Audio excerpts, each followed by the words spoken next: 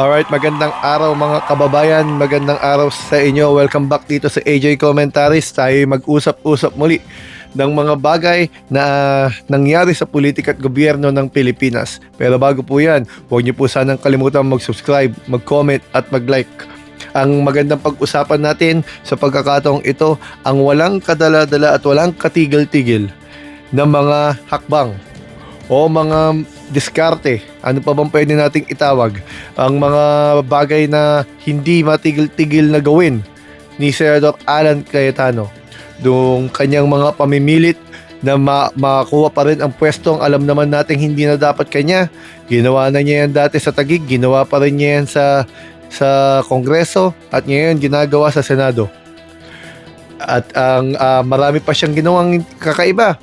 Katulad na lang nung Senate custody, protective custody na binigay kay Senator Bato de la Rosa, bagamat nung mga panahon na sila Trillanes, sila Laila de Lima, hindi man lang nabigyan ng ganon. Hindi po ba? So anong ibig pong sabihin?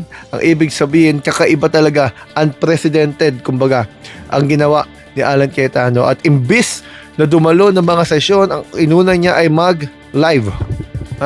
Talagang hinahati niya kumbaga. Pati yung mga hearing talagang magulo.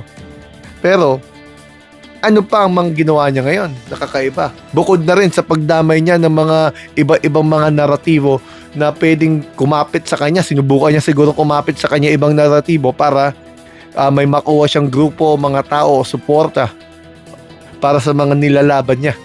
Ang una na dyan, yung ginawa niya, yung mga pahayag niya na dikit siya, kumbaga, kay dating Senate President Juan Ponce Enrile na agad naman pinalagan ng anak na si Katrina dahil patay na nga naman yung tao, hindi makapapatunayan o hindi madedepensahan ng tao yung mga pahayag. Huwag daw gamitin kung kailan convenient sa atin ang isang mga pangyayari o bagay na ang nilalagay mo sa gitna ay wala na, patay na.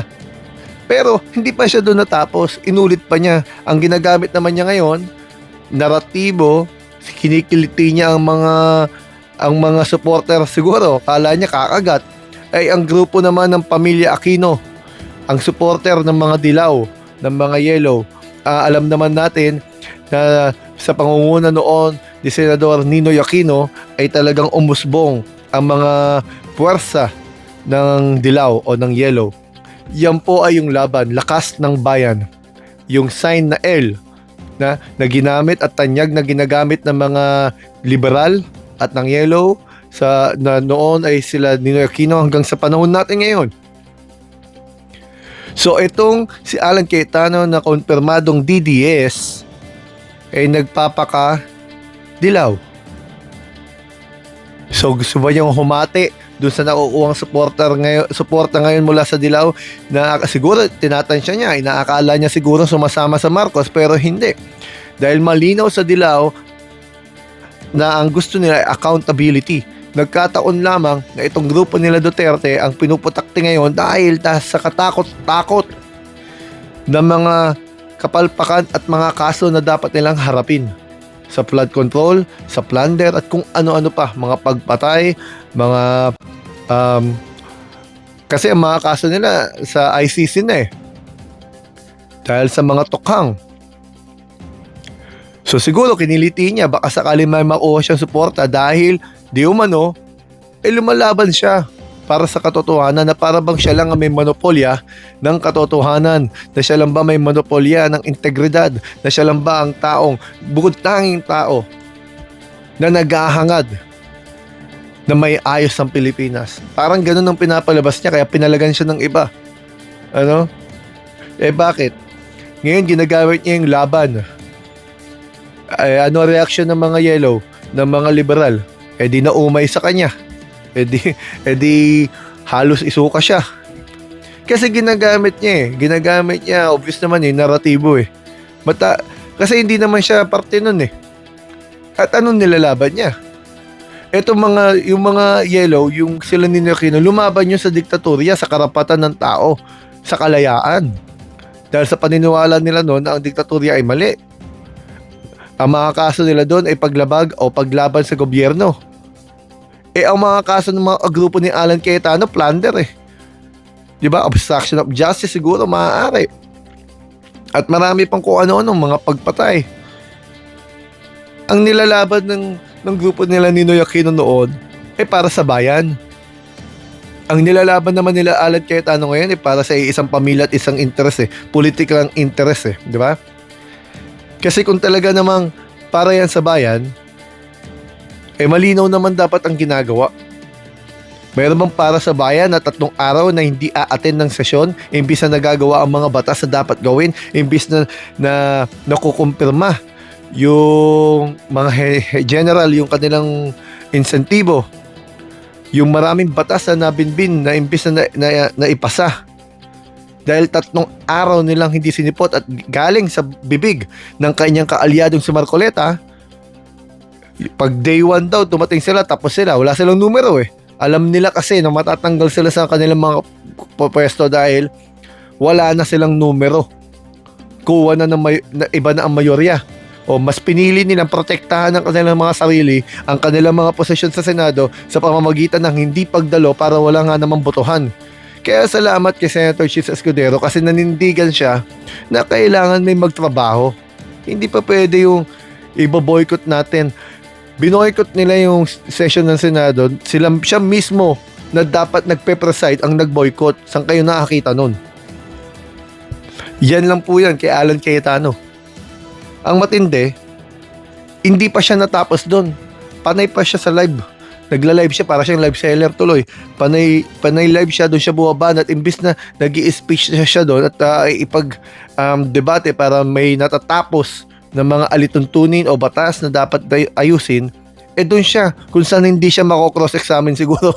Hindi siya, di ba siya cross-examine? Hindi siya masasagot.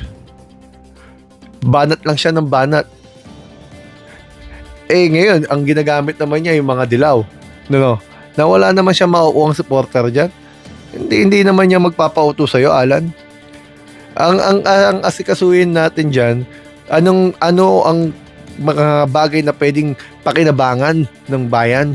Hindi yung interest. Kaya naumay na si Senator Joel Villanueva eh.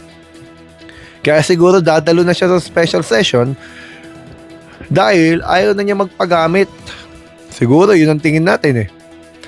Kasi ginamit sila eh. Para hindi mapatanggal sa pwesto. Isipin mo na kumbinsin niya huwag umattend yung mga yan. Ang daming trabaho. Tandaan natin yan din ang taong nangumbinsin si Bato de la Rosa magpakita. Hindi para magtrabaho, kundi para palitan ang liderato. Galing yan sa salita ni Bato de la Rosa. Sabi niya pinapunta siya doon para makuha nila ang leadership. O, di ba? Nasan ang laban para sa bayan doon? Puro self-interest yun eh. Para din yan yung kongreso nung wala na siyang numero, kinandado niya ang kongreso. Sobrang kapit niya sa kapangyarihan sa pwesto. Ganun nga ang nangyari ngayon dito at hindi natin alam. Baka mamaya may gawin pang drama yan. Walang katapusan ng drama eh. So, nakakalungkot at nakakabahala yung mga ginawa ni Senator Alan Cayetano. Pero ganun pa man, nabubuhayan tayo dahil nga nag-release na ng statement si Senator Joel Villanueva na handa siyang dumalo para sa special session. Ang ano ibig sabihin nun? Hindi man niya iboto yung iluluklok ng kabilang kampo ng mayorya na ngayon, hindi naman sapat ang isang boto para kontra yun. Ang ibig sabihin, magiging opisyal ang ihahalal nila sa araw ng special session kapag nagkaroon sila ng official quorum, which is magkakaroon kapag dumalo si Senator Joel Villanueva pang 13. Hindi man niya iboto si Senator Gatchalian, magiging official na Senate President siya dahil may quorum na. Officially, wala nang question pa. Na ngayon kasi kinu-question ng ilan hindi po ba? Pero ngayon nga, malinaw na ganun ang sitwasyon at sana magtuloy-tuloy na. Sana marami pang umattend at sana marami pang makapag-isip-isip na unahin ang bayan, yung totoong laban para sa bayan. Hindi yung self-interest, hindi pinoprotektahan ng isang pamilya. hanggang dito po muna tayo. Maraming pong salamat sa inyo. Sana may natutunan po tayo ngayon. Salamat po sa inyo at welcome back muli dito sa AJ Commentaries. Sana po kayo mag-subscribe, mag-like at mag-comment. Salamat po sa inyo mga kababayan.